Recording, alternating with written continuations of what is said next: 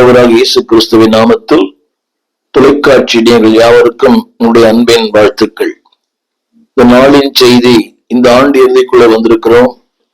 இந்த ஆண்டிலே ஏராளமான சம்பவங்கள் உங்களுடைய வாழ்க்கையிலும் நம்முடைய வாழ்க்கை நடந்திருக்கலாம். தோல்விகள், ஏமாற்றங்கள், இழப்புகள், வியாதிகள், மரணங்கள், பிரிவுகள் எல்லாருடைய வாழ்க்கையிலேயும் இந்த ஆண்டின் இந்த இறுதியிலே ஏராளமான எதிர்மறையான சம்பவங்கள், எதிர்மறையான காரியங்கள், எல்லாமே எதிர்மறை. மத்தேயு 24ஆம் அதிகாரத்துல ஆண்டவர் சொன்ன பல வார்த்தைகள் உங்கள் வாழ்க்கையிலும் என் வாழ்க்கையிலும் இல்ல வாழ்க்கையில் நடந்தது உண்மை. மத்தேயு சுவிசேஷம் 24ஆம் அதிகாரம் ஒவ்வொருடைய வாழ்க்கையிலையும் இது நடந்தது. மத்தேயு 24ஆம் அதிகாரத்துல ஆண்டவர் சொன்னது போல, அன்பானவர்களே, 24:5 கடைசி வார்த்தை, பல நேரங்களிலே நம் மனிதர்களால் ஏமாற்றப்பட்டோம். எத்தனையோ மனிதர்களாலே, நல்லவர்கள், நீதிமான்கள், நம்மை சுற்றி இருந்த மக்களால் ஏமாற்றப்பட்டோம். தமிழ் விதத்துல வஞ்சிக்கப்படுவது, டிசீவ்ட், மேலான ஒன்றை சொல்லுவது, கீழ்த்தரமான ஒன்றை கொடுப்பது. உறவுகளில் ஏமாற்றப்பட்டிருக்கலாம், ஊழியங்களில் ஏமாற்றப்பட்டிருக்கலாம், நட்புகளில் ஏமாற்றப்பட்டிருக்கலாம். ஒன்றை நம்பினீர்கள், ஆனால் அந்த அவர்கள் நம்பிக்கைக்கு பாத்திரமாயில்லை, வஞ்சிக்கப்படுவது. 24ஆம் அதிகாரம் மத்தேயு சுவிசேஷம் அடுத்த ஒரு வார்த்தை எழுதப்பட்டிருக்கிறது. 4ஆம் வசனம், வாழ்வில யுத்தங்கள், உள்ளான வெளியான, காணப்படுகிற காணக்கூடாத பலவிதமான யுத்தங்கள், இது எல்லாருக்கும் நடந்தது. எல்லாருக்கும் நடந்தது. ஜெயிக்கிறோம், ஊழியம் செய்கிறோம், ஆண்டோட நெருங்கி வாழ்கிறோம். வாழ் காணக்கூடிய காணக்கூடாது. அடுத்த ஒரு வார்த்தை, அன்பானுடைய நம்மை கலங்க பண்ணுகிற பல வார்த்தை காரியங்கள் எல்லாருடைய வாழ்க்கையிலையும் உங்கள் வாழ்க்கையில வந்திருக்கலாம். கலங்கிற நேரங்கள் உண்டு. இந்த ஆண்டில எத்தனையோ வாழ்க்கையில கலங்கி போன நேரங்கள், என்ன செய்வது, எங்கே போவது, இக்கட்டான நேரங்கள். இந்த ஆண்டின் நேற்று கூட, கடந்த வாரத்துல கூட எங்களுடைய திருச்சபையில் அப்படி ஒரு சம்பவம் நடந்தது. கலங்கி போன நேரங்கள். அடுத்த ஒரு வார்த்தை எழுதப்பட்டிருக்கிறது. அடுத்த ஒரு வார்த்தை 7ஆம் வசனம், மத்தேயு 24:7, விரோதங்கள். நேற்று நமக்கு நம்மோட நட்பா இருந்தார். நேற்று நமக்கு நாம் துணை என்ன சொன்னவர். வாழ்விலும் தாழ்விலோடு கூட இருக்கிறேன், நம்மோடு கூட நெருக்கமா இருந்தவர், நம்பிக்கைக்கு பாத்திரமா இருந்தவர், இன்றைக்கு நமக்கு விரோதியா இருக்கிறார்கள். நேற்று வரை நீ இல்லாமல் நான் இல்லை, நான் இல்லாமல் நீ இல்லை, எங்கு போகிறாய் அங்க நான் வருவேன், இப்படி சொன்ன அநேகர் உண்டு. ஆனால் அவர்கள் தான் இன்றைக்கு நமக்கு விரோதமாக இருக்கிறார்கள். அடுத்த ஒரு வார்த்தை சொல்லப்பட்டிருக்கிறது. அன்பானவர்களே, 24ஆம் அதிகாரம் 7ஆம் வசனத்துல பஞ்சங்கள். அது இன்னொரு கருத்து என்னவென்றால் தேவைகள். எத்தனையோ தேவைகள் இந்த ஆண்டில, எத்தனையோ தேவைகள், பொருளாதார, ஆவிக்குரிய பல தேவைகள் நம்மை திகைக்க வைத்தது.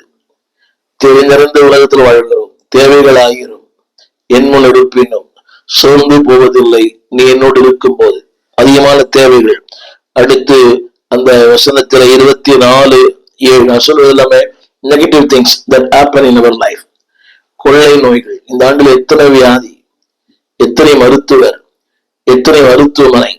சிலரை சில ஊழியர்கள் சொன்னதை கேட்டிருக்கிற சாட்சியில, இந்த ஆண்டு முழுவதும் மருத்துவமனை தான். வெளியே போது உள்ளே வருவது எல்லாருக்கும் உண்டு. எனக்கும் நடந்தது. எத்தனையோ மருத்துவர்கள், இதெல்லாம் இந்த ஆண்டில் நமக்கு நடந்த எதிர்மறையான காரியங்கள், வியாதிகள். அடுத்து தமிழ்ல பூமி அதிர்ச்சி இருக்குது. ஆங்கில சரியான ஒருத்தர் நம்மை அதிர பண்ணுகிற பல அதிர்ச்சிக்குள்ளான பல சம்பவங்கள். என் வாழ்க்கையில், உங்கள் வாழ்க்கையில் அதிர்ச்சி. அவரா, அவர்தான், அவர்களா, அவர்கள் தான். இது எனக்கு எப்படி நடந்தது தெரியும். அதிர்ச்சியான நம்முடைய மெடிக்கல் ரிப்போர்ட்ஸ், அதிர்ச்சி. நம்பிக்கை துவங்கள் ஆரம்பத்தில் சொன்ன அதிர்ச்சி, எத்தனையோ அதிர்ச்சியான காரியங்கள். அடுத்து 8ஆம் வசனம், வேதனைகள். வாட்டி வதைத்தது இந்த ஆண்டில எத்தனையோ வேதனைகள், சொல்ல முடியாத வேதனைகள். அடுத்த வார்த்தை 9ஆம் வசனம், மத்தேயு 24:9, உபத்திரவங்கள். தேவையில்லாத, அர்த்தமற்ற. கவனிங்கள், நன்மை செய்தோம் ஆனால் தீமைகளை அனுபவித்தோம். இரக்கம் பாராட்டினோம் ஆனால் இரக்கத்துக்கு அவள் தகுதியாயில்லை.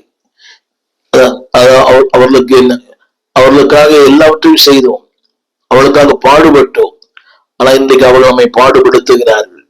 உபத்திரவங்கள். அடுத்த வார்த்தை அன்பானவர்களே, எல்லாராலும் பகைக்கப்படுவது. அந்த வார்த்தை 9 சொல்லுது, சகல ஜனங்களால், ஜாதிகளால் அல்ல, ஜனங்களால். இந்த ஜனங்கள் என்று சொல்லும் போது கர்த்தரை ஆராதிக்கிறவர்கள், கர்த்தரை நேசிக்கிறவர்கள். எத்தனையோ பேரை பார்த்துட்டேன். பல ஆண்டுகள் திருச்சபைக்கு வந்தவர்கள். அவருடைய வாழ்க்கைக்கு ஆதாரமாய் தேவன் இருந்தார். இரண்டாவது ஒரு போதகன் இருந்தான். ஒரே நிமிஷத்துல தூக்கி எறிகிற மக்கள் ஏராளம். ஜனங்களால் காரணமே இல்லாத ஒரு பகைமை, அர்த்தமே இல்லை. யோசித்து பார்க்கிறேன், காரணமே இல்லை, பகைக்கப்படுது.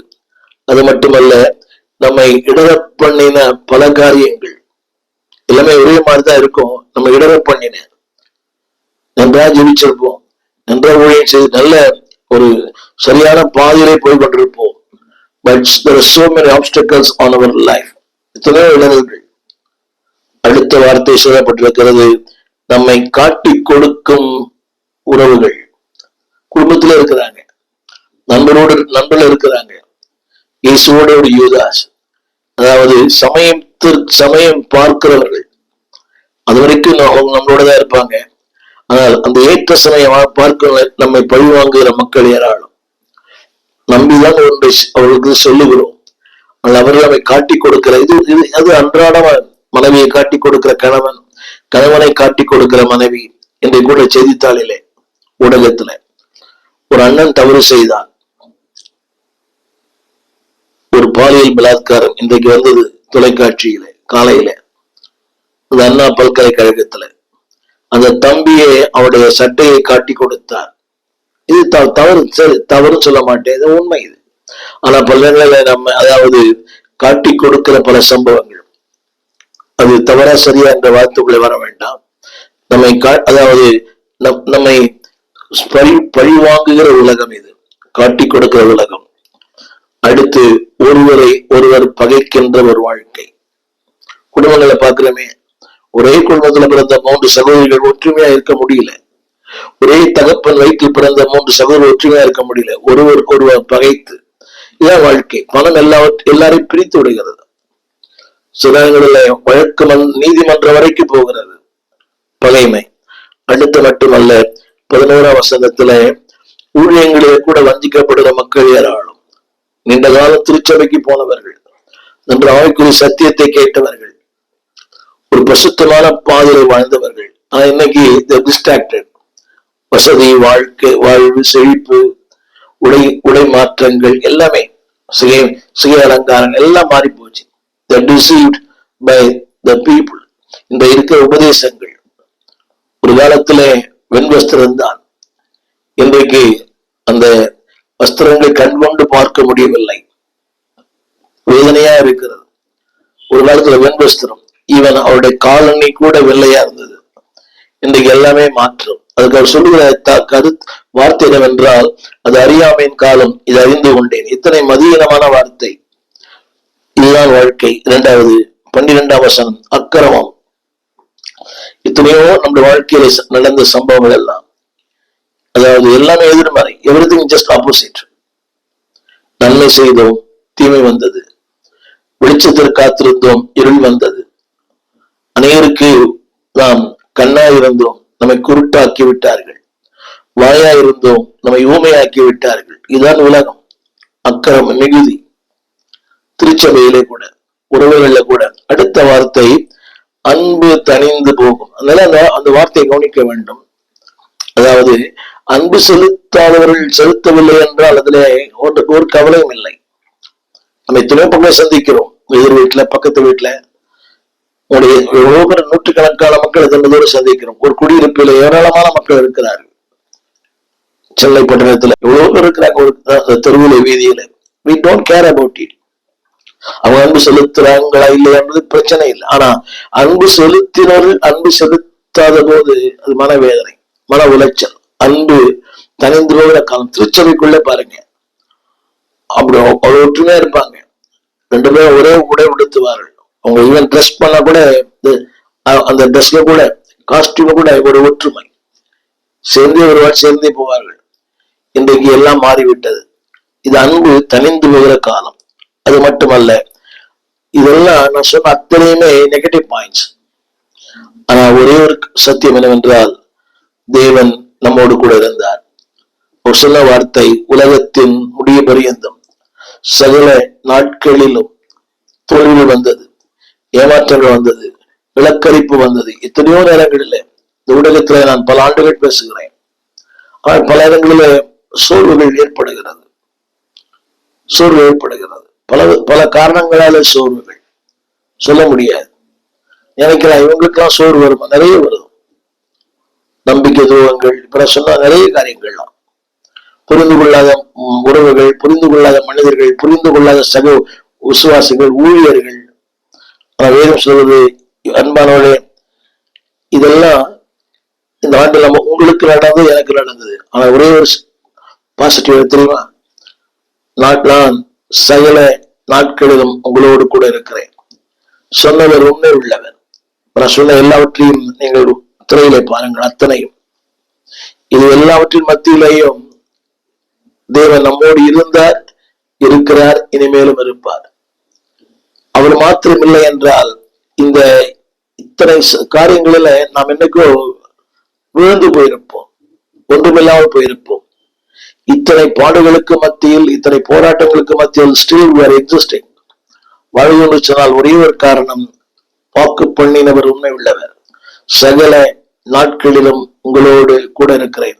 இந்த ஆண்டிலே, இந்த நாள் வரை, இன்னும் ஒரு சில நாட்களிலே நாம் இந்த ஆண்டை முடிக்க போகிறோம். இன்னும் ஒரு சில மணி துளிகளே முடிக்க போகிறோம். ஆனால் தேவன் சொல்லுகிறார், நான் உங்களோடு கூட இருக்கிறேன். அன்பானவர்களே, நீங்கள் திரையிலே திறந்த வாசல் துதியொலி கீதங்கள் என்ற ஒரு பாடல் புஸ்தகத்தை நீங்கள் பார்க்கலாம். ஏறக்குறைய ஒரு 773 பாடல்கள், புதிய பாடல்கள், பழைய பாடல் இருக்கிறது. சபையிலே பாடி கர்த்தரை ஆராதிக்க இந்த புஸ்தகத்தை வெளியிட்டிருக்கிறோம்.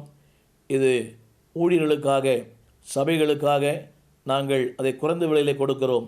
இந்த பாடல் உங்களுக்கு தேவையானால் நீங்கள் எங்களோடு கூட தொடர்பு கொள்ள முடியும். இந்த கீழ்காணும் இந்த தொலைபேசிகளை எங்கள் தொடர்பு கொள்ளலாம். கூகுள் பே, அதில் எங்கள் பணம் அனுப்பலாம். ஊழியர்களுக்கு அதில் சலுகைகள் உண்டு. நீங்கள் மொத்தமாக வாங்கும்போது அதை நாங்கள் உங்களுக்கு சலுகை செய்வோம். நீங்கள் பாடி கர்த்தரை மையப்படுத்த அன்போடு கேட்டுக்கொள்கிறோம். இது ஏறக்குறைய ஒரு 50,000 பிரதிகள் வரைக்கும் வெளியிட்டிருக்கிறோம். திறந்த வாசல் துதியொலி கீதங்கள். தமிழ் பேசுகிற பல இடங்களிலே இந்த பாடல் பாடப்படுகிறது. பழைய புதிய பாடல்கள் எல்லாவற்றையும் தொகுத்து வெளியிட்டிருக்கிறோம். பாடி பரமனை மையப்படுத்துங்கள். God bless you. கர்த்தர் ஆசீர்வதிப்பாராக. எங்கள் ஆராதனைகள் இந்த கீழ்கண்ட விலாசத்திலே நடக்கிறது. திறந்த வாசல் சபை, 65 பரமானந்த முதலை தெரு, 7 கிணறு, ஸ்டான்லி ஆஸ்பத்திரி சமீபம். பாரதியார் மகளிர் கலைக்கல்லூரிக்கு பக்கத்தில் ஸ்டான்லி ஹாஸ்பிட்டல் பக்கத்தில் திறந்த வாசல் சபை. ஒவ்வொரு ஞாயிற்றுக்கிழமை காலை 8 மணி முதல் 10 வரை, மாலை 6 மணிலிருந்து 8 வரை விடார நடக்கிறது. பங்கு பெறுங்கள். ஒரு நாளும் செவ்வாய்க்கிழமை 12 மணிக்கும் வெள்ளிக்கிழமை 12 மணிக்கும் ஜெபங்கள் நடக்கிறது. வாருங்கள், பங்கு பெறுங்கள், தேவ வார்த்தையை கேட்டு தேவனை மகிமைப்படுத்துங்கள். God bless you. எங்கள் விலாசம் போதகர் ஸ்டீஃபன் தேவகுமார், திறந்த வாசல் சபை, நம்பர் 65 பரமானந்த தெரு, 7 கிணறு, சென்னை 600001. தொடர்புக்கு 9841839287. மேலும் 0444318330. எங்கள் மின்னஞ்சல் stephenopendor@gmail.com. எங்கள் தேவ செய்திகளை யூடியூப் சேனலில் பார்த்து பயனடையுங்கள். தேவன் உங்களை ஆசீர்வதிப்பாராக.